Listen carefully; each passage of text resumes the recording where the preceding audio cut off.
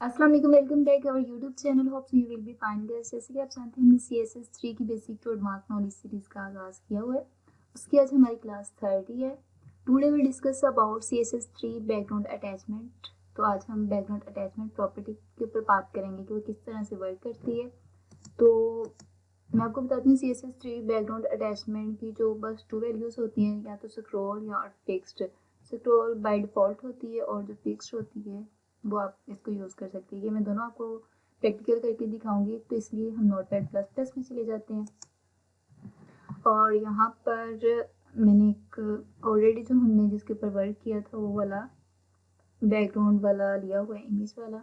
तो उसमें जैसे कि आपने देखा था हमारा ये था हेड की टैग के अंदर हमारा टाइटल था। इसमें हमने यूज़ किया CSS3 बैकग्राउंड अटैचमेंट। और यहाँ पर बॉडी के अंदर हमने स्टाइल दिया हुआ है। बैकग्राउंड के लिए URL यूनिवर्सल रिसोर्स लोकेटर जो हमने प्रीवियस वीडियो में अपना ये बात दिया था इमेज के लिए, और इसको जो दिया हुआ है नोट फीड दिया हुआ है, बैकग्राउंड रिपीट नोट फीड दिया हुआ है, और बैकग्राउंड पोजीशन मैंने टॉप सेंटर दी हुई है। नेक्स्ट हम इसके ऊपर फर्स्टली इस फाइल को सेव करते हैं, मैं आपको दिखा दूँ किस तरह से वर्क कर रही है। और नेक्स्ट फिर हम इसके ऊपर बैकग्राउंड अटैचमेंट अप्लाई करेंगे। तो यहाँ पर हम इसका नेम रख लेते हैं बैकग्राउंड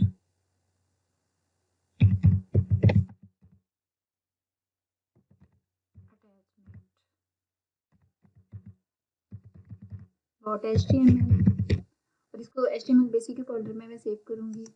अब चेक करते हैं हमारा जो है ये फाइल HTML बेसिक में कहाँ, उसको हम ओपन करते हैं।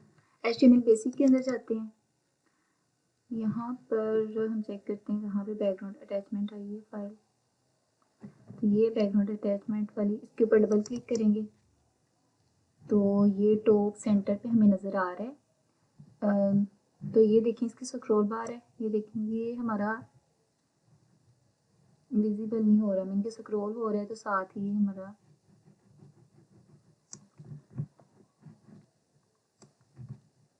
फिक्स्ड नहीं है, स्क्रॉल कर रहा है साथ साथ जैसे हम कंटेंट को ऊपर नीचे कर रहे हैं। इसी तरह अगर हम यहाँ पर जाते हैं और यहाँ पर बैकग्राउंड अटैचमेंट लगाते हैं, बैकग्राउंड अटैचमेंट, और इसको हम लगाते हैं फिक्स्ड, सेमीकोलन कंट्रोल एस करेंगे और अब इसको रिफ्रेश करके देखते हैं।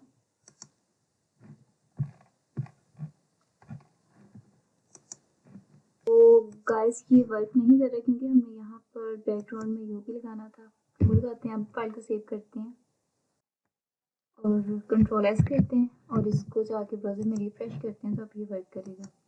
अभी तो ये स्क्रॉल आ रहा है ना, क्योंकि मैंने इसके ऊपर स्क्रॉल लगाया। अगर अभी मैं फिक्स्ड इसके ऊपर अप्लाई करती हूँ, कंट्रोल एस किया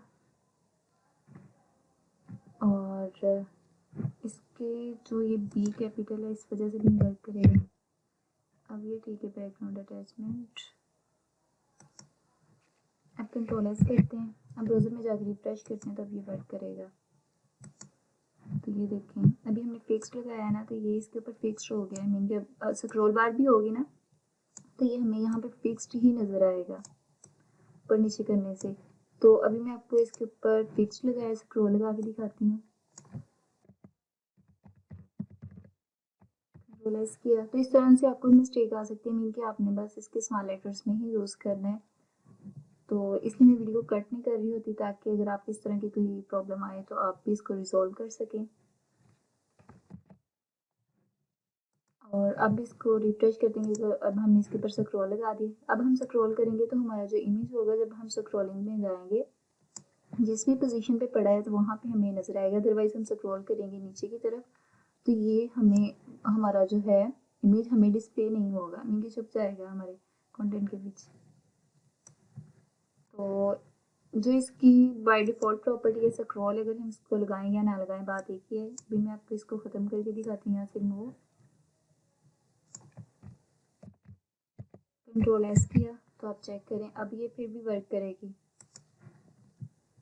ये इसकी बाय डिफ़ॉल्ट प्रॉपर्टी है, तो ये इसके ऊपर वर्क कर रही है। तो फिक्स जो होती है वो हमने यूज़ करना होता है कि हमारे कंटेंट में हमारा जो इमेज है बैकग्राउंड में वो डिस्प्ले होता रहे। तो इसके लिए हम यहाँ पे कंट्रोल वी करते हैं और यहाँ पे इसको फिक्स कर देते हैं।